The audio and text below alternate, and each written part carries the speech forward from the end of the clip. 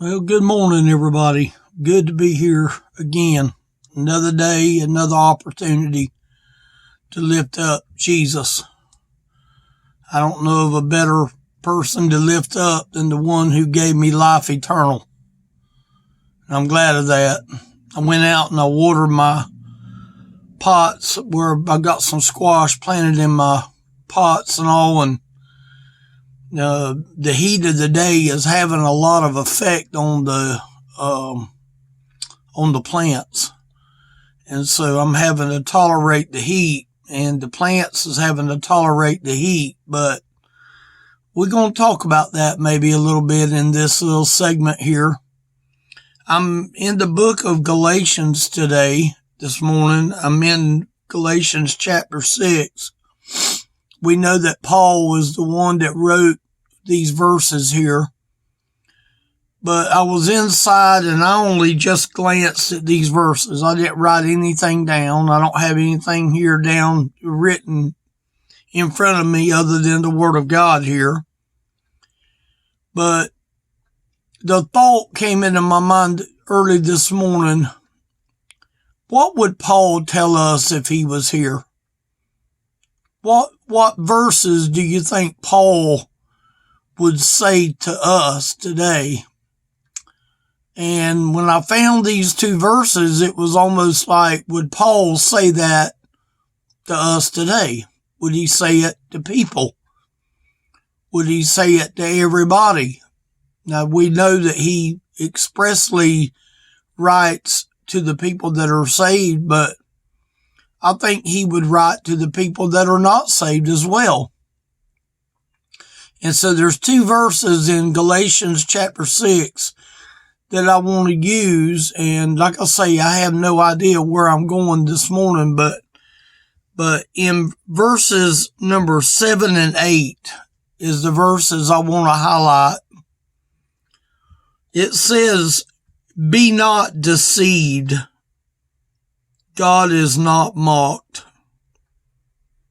You know, Satan wants to deceive as many as he can. He wants to trick as many as he can. And you know, the playground that he loves to use better than any other playground is religion.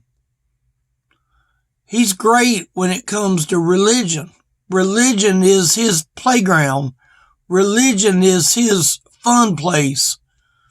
And there's a lot of people that get caught up in religion because that's the only thing that they have. And, you know, I'm not going to apologize for what I feel my conviction is.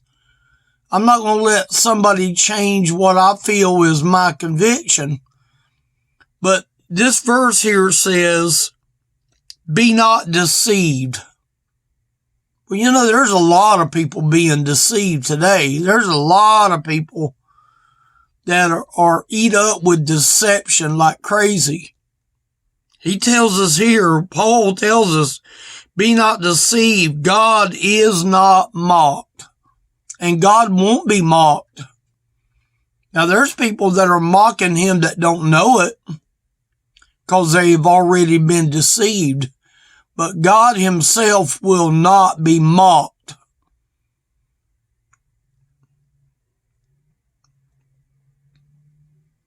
"For whatsoever a man soweth, that shall he also reap." When I went out there to my little garden this morning, I only saw plants that I had planted. I only saw the fruit that I had installed in my pots. I've got these big plastic, I don't know, they're probably like 15-pound containers that's been sawed in half. And it's got a drain hole on each end. And in them containers, I put all kinds of black cow. I put all kinds of stuff, some mulch and different things in them pots. And I remember getting them and putting all that in there. And then I remember the day when it was that I took a seed and I actually barely planted that seed, and then I kept it watered after that. And I've been keeping them watered ever since then. I've been faithful in keeping them watered. And not one of them pots out there has got a plant in it that I did not plant. I don't see no other kind of plant in them pots. I planted a squash. All them squash was planted. And you know what? The pots has got what I planted in there. He says here, be not deceived, God is not mocked. For whatsoever a man soweth, that shall he also reap. I'd be mighty surprised to go out there and find a plant that I didn't put in there. Now, we get grasses and things like that grows up in the dirt and around the main plant that you have to sort of jerk it out. But I didn't plant that, but I take it out. I jerk it out.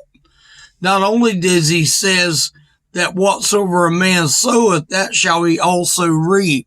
I've learned that if you don't get them squash out in a hurry, if you don't get one out no bigger than that and them 2 fingers right there, they'll get bugs in them. I don't know if I planted them too late or if I planted them on time or not. I probably didn't.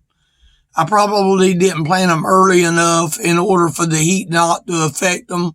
Next year, I'll know how to do it better because I don't know what I'm doing. And when you don't know what you're doing, you're just hitting and missing. But he says right here in this verse, that shall ye also reap. I haven't reaped a lot, but I have reaped enough to be able to know that the ones that I have reaped has been good. They taste good. They're tender. They're little. They're squash. I planted them. I put them in the soil. I harvested them. And, I hope that there would be more there that I will still harvest. But he doesn't stop at that verse in verse 7. For he that soweth to his flesh shall of the flesh reap corruption.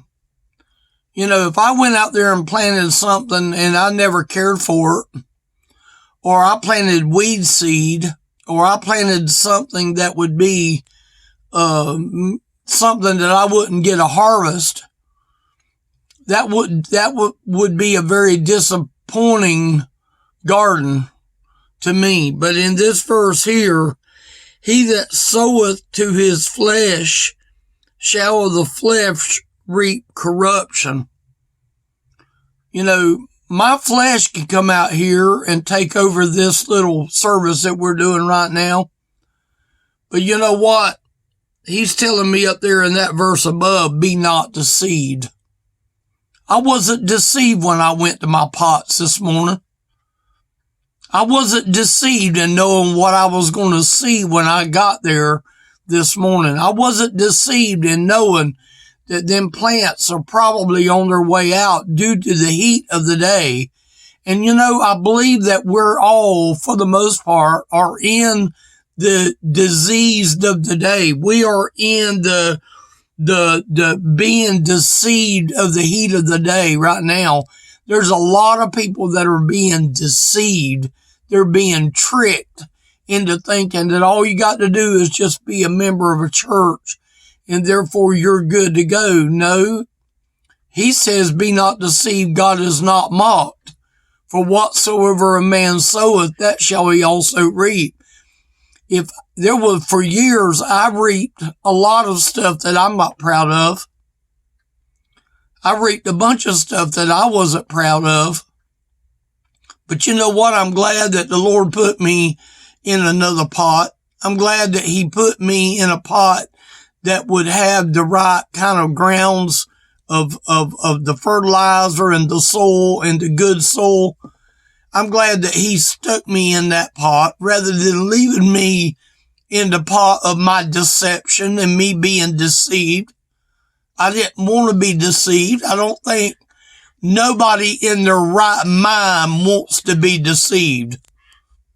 I don't want to be lied to. I don't want to have deception in my life. But he says here, he that soweth to his flesh shall of the flesh reap corruption. That's the ones that's being deceived. But he that soweth to the Spirit shall of the Spirit reap life everlasting. You know, them little old squash is going to let me down. But here's the thing. I've got the ground that I'm going to leave in them pots, and I'm going to use them over again, and I'm going to add more to it.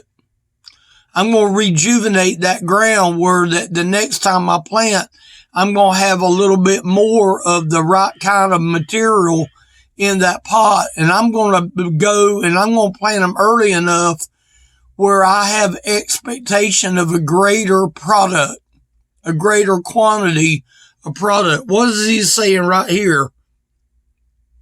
But of he who soweth to the Spirit shall of the Spirit reap life everlasting. Talking about a spiritual life.